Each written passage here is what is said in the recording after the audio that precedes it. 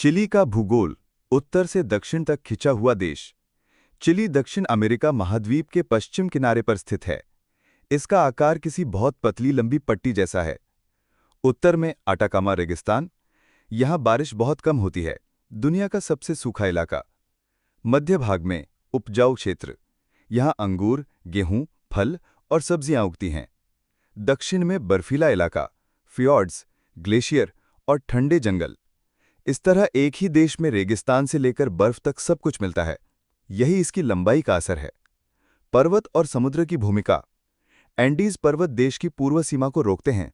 ये पर्वत ऊंचे, कठोर और फैलाव रोकने वाले हैं। प्रशांत महासागर पश्चिम में फैला है, इसलिए चिली को चौड़ाई में फैलने का मौका नहीं मिला। नतीजा ये हुआ कि देश को उत्तर से दक्षिण की ओर लंबा होना पड़ा। जलवायु और पारिस्थितिकी यानी क्लाइमेट एंड इकोसिस्टम। चिली की लंबाई के कारण इसमें कई तरह की जलवायु मिलती हैं। क्षेत्र, जलवायु, विशेषताएं।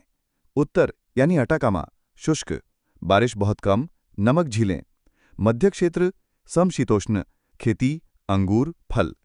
दक्षिण में ठंडा, बर्फीला, ग्लेशियर, जंगल, समुद्री जीवन।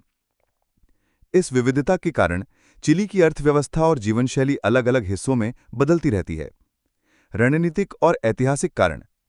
चिली ने समुद्र किनारे व्यापार के लिए अपनी लंबाई का फायदा उठाया।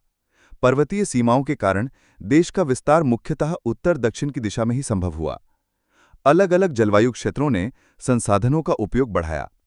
तुलना अन्य देशों से। चिली, लंबाई बनाम चौड़ाई। चिली बहुत लंबा, 4300 किलोमीटर, पतला। ब्राजील, चौड़ा, फैलाव अधिक।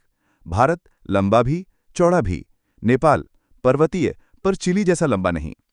निष्कर्ष, चिली का लंबा आकार पर्वत और समुद्र द्वारा सीमित भूगोल का परिणाम है। उत्तर दक्षिण दिशा में विस्तार का तरीका है। इसकी जलवायु और संसाधनों की विविधता का आधार है। आर्थिक और सांस्कृतिक विविधता को जन्म देता है। अगर चाहो तो मैं चिली के अलग अलग जलवायु क्षेत्र पर विस्तार से बताऊं। कमेंट में यस लिखिए।